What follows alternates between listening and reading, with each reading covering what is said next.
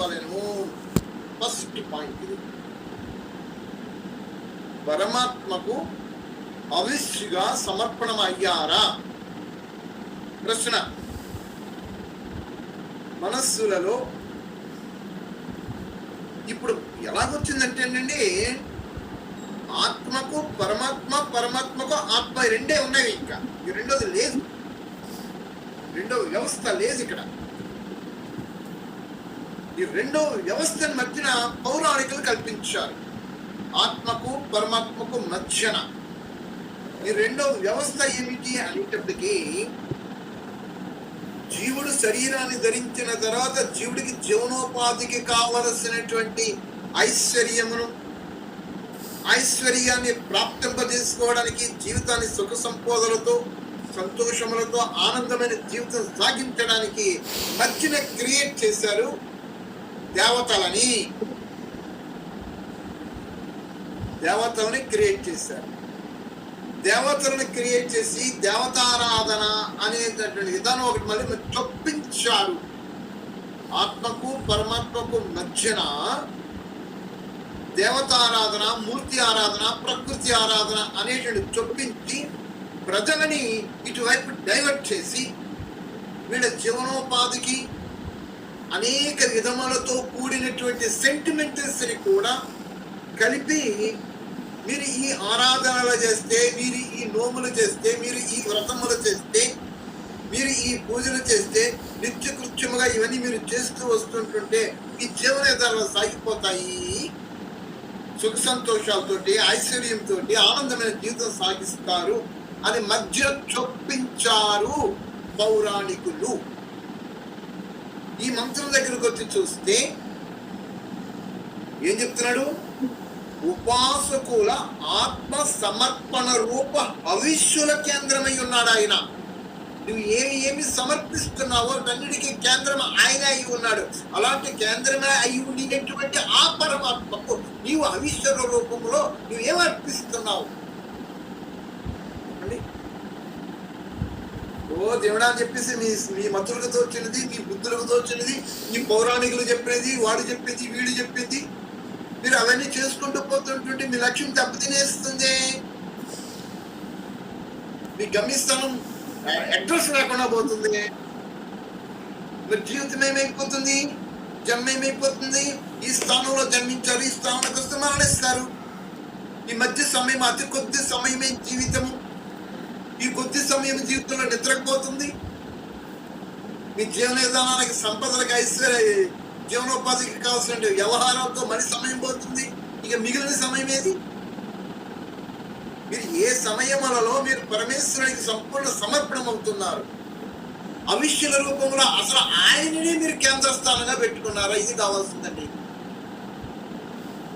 మీరు ఏమి చేస్తున్నా కావచ్చు, దైవం పేరుతో ఏది చేస్తున్నా కావచ్చు, పరమాత్మకే మీరు అవిష్యుల రూపంలో ఆయన కేంద్ర స్థానంగా పెట్టుకొని మీరు సమర్పణం అయిపోయారా పరమాత్మకు? లేకపోతే పౌరాణికులు కల్పించినటువంటి విధి విధానములతో ఆయా సృష్టించబడినటువంటి దేవతలకి మీరు సమర్పణమయ్యారా? ఇది చేస్తే మాకు ఇది చేస్తుంది, ఇది చేస్తే మాకు ఇది చేస్తే మా జీవితాలు ఆనందంగా సాగిపోతాయి, ఇవి చేస్తే మా జీవితాలు సంతోషంతో, పిల్ల పాపలతోటి మేము మా జీవిత యాత్ర ఆనందంగా సంతోషంగా సాగిపోతుంది, సుఖదాయకంగా అనేటటువంటి ఈ విధమైన భ్రమలతోటి మీరు జీవనయాత్ర సాగిస్తున్నారా? ఆ విజ్ఞత మీకే విడిచిపెట్టేస్తున్నా. ఇక్కడ ఈ మంత్రంలో చెప్పేది ఏమని చెప్తుంది? ఉపాసకుల ఆత్మ సమర్పణ రూప భవిష్యుల కేంద్రమై ఉన్నాడో ఆయనయే జ్యోతవంతయగు సంపూర్ణ జగత్తును ధరించి ఉన్నాడు.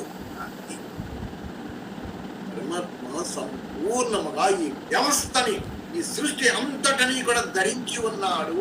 మీరు అనుకునేటటువంటి సృష్టి దృష్టి రూపంగా కనబడేటటువంటి ఈ భూమండలము, ఈ గ్రహాలు అని అనుకుంటున్నారేమో. ఇవి కాదు, ఇంకా 3 పాదాలు దాటి ఆయనే ఉన్నాడు. ఈ విశ్వం అంతా, విశ్వాన్ని దాటి ఏమైనా ఉంటే అందులో కూడా ఆయనే ఉన్నాడు. జ్యోతయి ఉన్నాడు, ధరించి ఉన్నాడు ఆయన. ఇక్కడ పరమాత్మకు విశేషముగా మీకు కనబడేసిన ఒక వాక్యం వచ్చింది, ఒక పదం వచ్చింది, విష్ణు అని వచ్చింది. విష్ణు అంటే పరమాత్మ, విష్ణు అంటే పరమాత్మ. వేస్తే వ్యాప్నోతి చరాచరం జగత్ విష్ణువు. ఈ విశ్వమంతా వ్యాప్తమై ఉండినటువంటి వాడు పరమాత్మ. పరమాత్మ పేరు విష్ణు. కానీ ఇక్కడ పౌరాణికులు కల్పించినటువంటి విధానములతో తీసి చూస్తే విష్ణు అనేటప్పటికి ఒక రూపం వచ్చేసింది. రూపం వచ్చినటువంటి వాడు విశ్వాన్ని ఎలా ధరిస్తాడు? దీన్ని సమర్థించుకోవడానికి అనేక విధానాలతో వాళ్ళ భావనలు కల్పించి చొప్పించి ప్రజల దగ్గర తీసుకొచ్చి ఇక్కడ చూపిస్తున్నారు. విష్ణు అంటే పరమాత్మ, పరమాత్మ అంటే సర్వవ్యాపకుడు, అంటే విష్ణుడు సర్వవ్యాపకుడు అయి ఉన్నాడు. ఇలాంటి విష్ణు సర్వవ్యాపకత్వంతో ఉండినటువంటి ఈ జగత్తంతా వ్యాపించి జగత్తును మించి ఇంకా వ్యాపించి ఉండినటువంటి ఆ పరమాత్మకి రూపం ఎక్కడి నుంచి వచ్చింది? ఆ రూపకానికి అలంకరణలు ఎక్కడి నుంచి వచ్చాయి? చక్కని గద్ద, కమల, పుష్ప ఆభరణాలు ఎక్కడి నుంచి వచ్చాయి? ఇవి కల్పితమైన అర్థమైపోతుంది కదా. అయితే మన పూర్వీకులు చాలా జీనియస్ వాళ్ళు. ఈ కల్పింపబడినటువంటి పరమాత్మకి ఒక రూపం చూపించినటువంటి రూపానికి, ఈ కల్పింపబడినటువంటి అలంకరణలకి ఆధ్యాత్మిక రహస్యాలు ఉన్నవి అని అనుకోవాలి. రూపానికే ప్రమాణం లేనప్పుడు ఈ అలంకరణకి ఎక్కడ ప్రమాణం కనబడతాయి? ఇది వేదాలలో కావచ్చు, సత్యశాస్త్రం అనేటువంటి ఉపనిషత్తు దర్శనలోను, మహాభాష్యములోను ఎక్కడ కనబడతాయి? కనబడదు. అది మనం ఊహించుకుని ఆ విధంగా చెప్పుకోవాల్సి వస్తుంది తప్ప అది ప్రమాణము కాదు. శంఖము, చక్రము, గద, కమల, పుష్పము ఈ విష్ణువు యొక్క రూపమే విరుద్ధమైంది పరమాత్మ. నతస్య ప్రతిమ అస్య అస్య నామ మహద్యస. అసలు రూపం లేదు, దానికి ప్రతిమ లేదు, కొలత లేదు, ఏమీ లేదు, అంతమైనటువంటి. ఇలాంటి పరమాత్మకు విష్ణు అనేటటువంటి రూపాన్ని చూపించి ఆ రూపానికి అలంకరణ పెట్టారు. ఇంకా ఆ రూపానికి రకరకాల కార్యక్రమాలు చేస్తారు. ఇదన్నమాట ప్రక్షప్తము. మేము విష్ణుని ఉపాసిస్తున్నాము, పరమాత్మని ఉపాసిస్తున్నామని రూపం పెట్టినప్పుడు ఆ ఉపాసనలో వచ్చినప్పుడు ఈ రూపం వాళ్ళకి దృశ్యంలోకి కనబడవా? వాళ్ళ మనసు చలించదా? ఈ అలంకరణల వైపుకి, ఆ రూపం వైపుకి వెళ్ళదా? మరి ఇక్కడ దారి తప్పింది కదా. మరి కేనోపనిషత్తు ఏం చెప్తుంది? చక్షుషాన పశ్యతే నా చక్షుంస పశ్యతే దేవ బ్రహ్మత్వం విద్య నేదం నిజముపాసతే. నీవు చెప్పేస్తుంది దృశ్యంలో కనబడి దేని ఇక్కడ కళకి ఏదైతే చూస్తే దేన్ని కూడా ఉపాసించారు అబ్బాయి. మరి దేన్ని ఉపాసించాలంటే ఆ పరబ్రహ్మ స్వరూపుణ్ణి. ఏది ఒకటి నీ కళ్ళు చూడగలుగుతున్నాడు దాన్ని తెలుసుకుని దాన్ని ఉపాసించారు. అయితే విష్ణు సర్వ వ్యాపకుడకు పరమేశ్వరుచే అత్యంత ధనయుక్తుడు, అనగా విద్య, వినయము మరియు ధనములచే సంపన్నులైన విద్వాంసుడు, ఆత్మ, మనస్సు, బుద్ధి, ప్రాణేంద్రియములు మన వారిచే అధిష్ఠితమై ఉన్న శరీర రథము అది. అమ్మ, శరీరం అనేటటువంటి రథములో ఆత్మ ఇక్కడ రథికుడై లోపట ఉన్నాడు. ఇలాంటి ఆత్మకు కావలసినది ఏమిటి? మనస్సు, బుద్ధి, ప్రాణము, ఇంద్రియములు, దేహమునకు. ఇందులో రథికుడయ్యి దేహాన్ని నడిపిస్తున్నాడు. ఇలాంటి దేహాన్ని నడిపించినటువంటి ఆత్మకు కావలసినది ఏమిటి? ధనము. ఏం కావాలి? అత్యంత ధనయుక్తుడు, అనగా విద్య కావాలండి. విద్య కావాలి. పూర్వ మంత్రంలో 27, ఇప్పుడు 7 మంత్రంలో చెప్పుకొచ్చారు. వేలాది మంది అవిద్యాగ్రస్తులు ఉన్నారండి.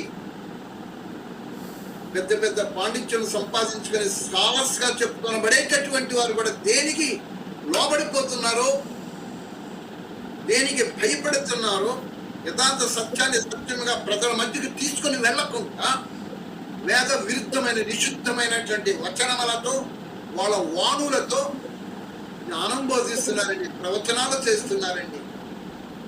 ఎందుకు చెయ్యాలో అర్థం కావటం లేదు, వారు ఎందుకు చేస్తున్నారో తెలియటం లేదు. వేదం ఏమి చెప్పింది అది యథాతథముగా వచించాలి కదా, ప్రజల మధ్యకి వచనాల రూపంలో చేయటం లేకపోతున్నారు. ఇక్కడ అత్యంత ధనయుక్తుడు, అనగా విద్య ఏమిటి? అత్యంత విద్య ప్రాప్తము చేసుకోవాలను జీవుడు. శరీరానికి వచ్చిన తర్వాత శరీరం అనే రథము ఎప్పుడైతే వీడికి ప్రాప్తమైపోయిందో, పూర్వార్థపు కర్మలను అనుసరించి ఆ యొక్క శరీరం ద్వారా ఆ ఆత్మని ఆధారంగా, శరీర ఆధారంగా కూర్చొని విద్యను ఆర్జించాలి. మరి ఆ విద్యను ఆర్జిస్తున్నారా? అవిద్యలలో ఆర్జించి అవిద్యతలో ప్రావీణ్యతని సంపాదించుకొని అవిద్యని విద్యా ప్రమాణములతో వీడు ప్రచారం చేసుకుంటూ వచ్చేస్తున్నారు. ఇప్పుడు జరుగుతున్న తంతంతా అంతే, అదే జరుగుతున్నది.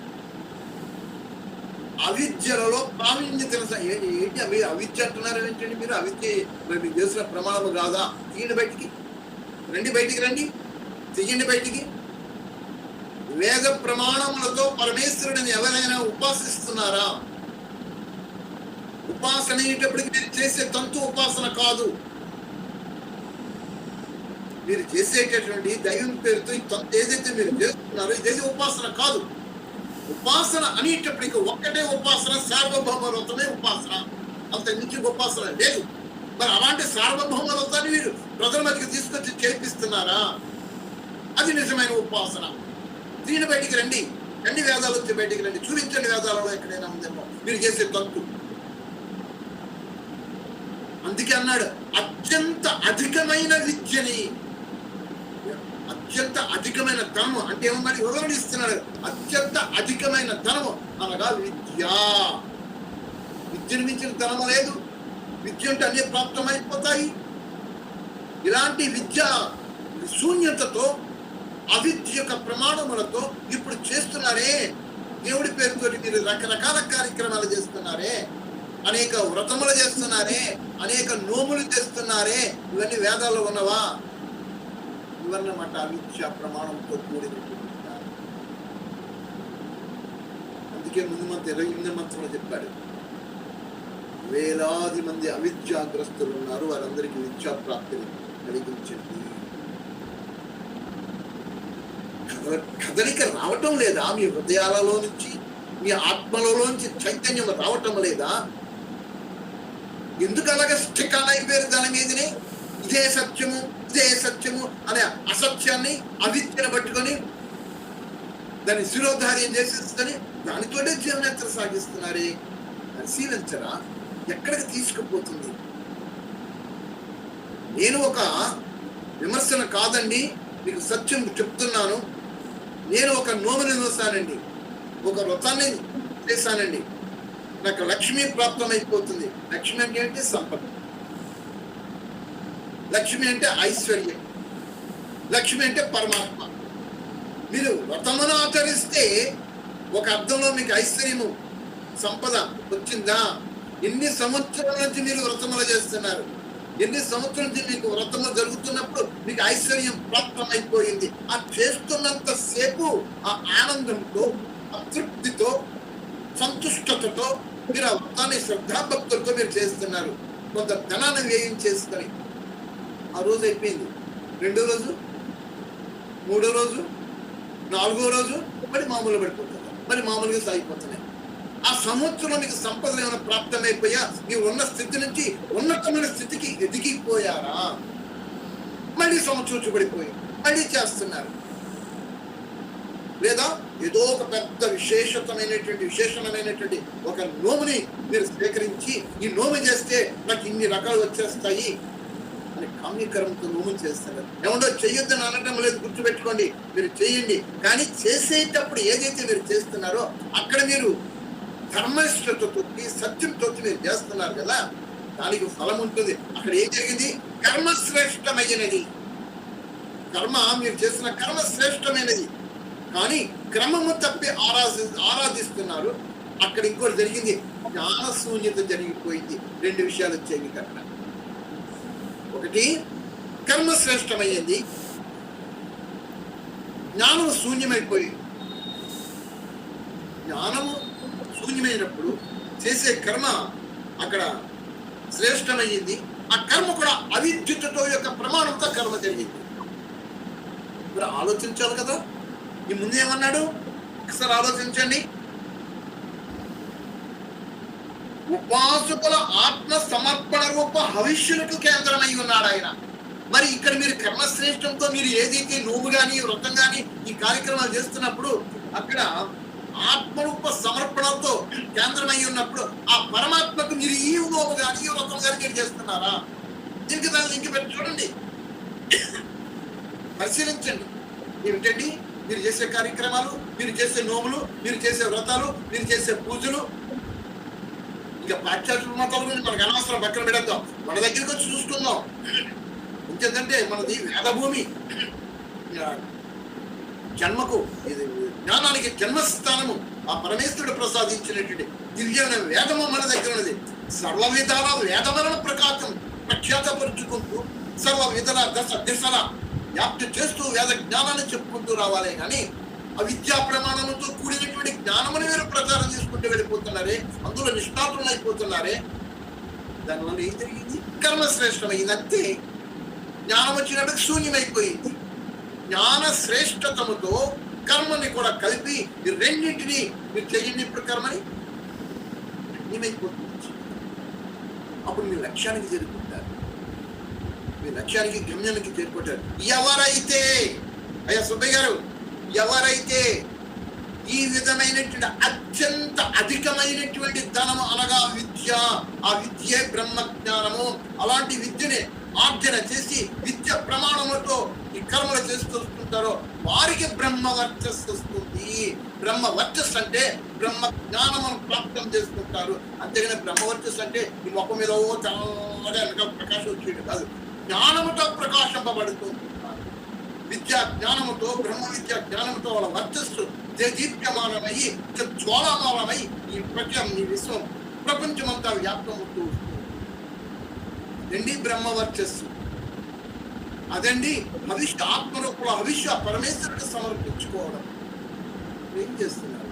అలాంటి వారికి ఏమన్నాడు ఇక్కడ? ఆత్మ, మనస్సు, బుద్ధి, ప్రాణము, ఇంద్రియములను వానిచే అధిష్ఠితమై ఉన్న శరీర రథము ద్వారా భవసాగరము తరింపజేస్తాడు. అప్పుడు వాడు, అలాంటి ఆత్మ ఎవడైతే ఉన్నాడో అత్యధిక ధనమును అనగా విద్యని ప్రాప్తం చేసుకుని ఈ ఆత్మకు కేంద్ర స్థానమైనటువంటి పరమాత్మని ఎదురుగా పెట్టుకుని భవిష్యుల రూపంలో ఈ ఆత్మని ఏ విధాలుగా అర్పణ చేసుకుంటూ వస్తున్నాడో, విద్యా ప్రాప్తం చేసుకుంటాడో వాడు బ్రహ్మ వర్చస్సుతో ఈ దేహం అనేటటువంటి మనస్సు, బుద్ధి, ప్రాణము, ఇంద్రియములు, ఈ రథమును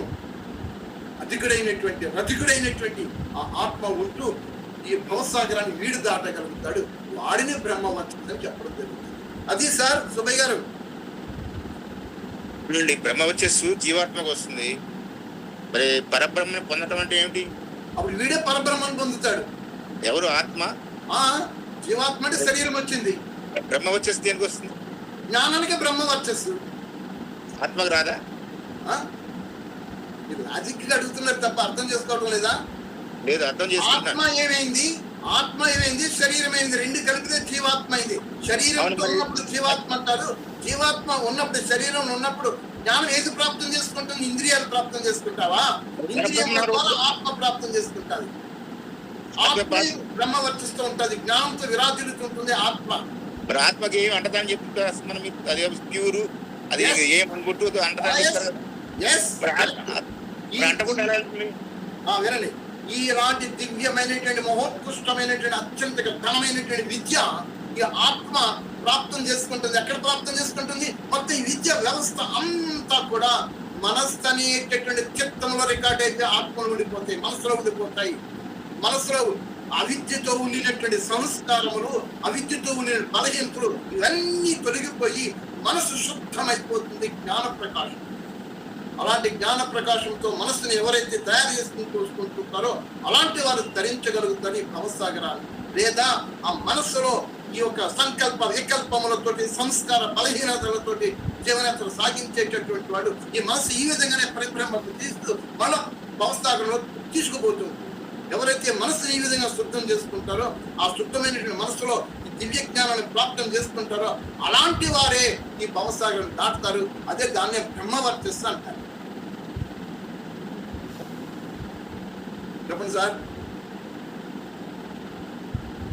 మరి చిత్తం శుద్ధపరైందా? చిత్తం శుద్ధమయ్యినదా? పరిశీలించిన ప్రియ ఆత్మ బంధువులు, ప్రేక్షక మహాశైలు, మీ చిత్తము శుద్ధము కావడమే, చిత్తమంతా పూర్తి జ్ఞానముతో నిండిపోయి ప్రకాశితం అవ్వడమే మీరు ప్రకాశితం అవ్వడం. మీ చిత్తమంతా కూడా బ్రహ్మ విద్యుత్ తోటి సంపూర్ణ జ్ఞానాన్ని ప్రాప్తం చేసుకోవడమే బ్రహ్మవర్చస్తో మీరు జీవనెత్త సాగుతూ ఈ భవసాగరం దాటేసేసి ఏదైతే పుణ్యస్థానంలో ఏదైతే మోక్షం ఉన్నదో దానికి లేని పక్షంలో ఈ చిత్తంలో ఏవైతే మీకు ఇంకా కలుషితమైనటువంటి ఈ సంస్కారాలు స్వభావాలు అశుద్ధమైనటువంటి ఉన్నావో మీరు బ్రహ్మం ఈ భవసాగరాన్ని దాటలేరు. ముందు శుద్ధం చేసుకోవాల్సింది మనసును శుద్ధం చేసుకోవాలి. అది ఎలాగనా అత్యంత అధికమైన ధనము వేదము విద్య, ఆ విద్యతోటి ఈ అందులో ఉన్న అవిద్యని సంస్కారాన్ని దూరం చేయండి.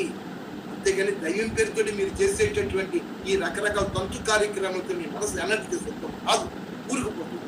అది కర్మశ్రేష్టం అవుతుంటుంది. అంతే జ్ఞానం మాత్రం శూన్యం అవుతూ ఉంటుంది. అది సార్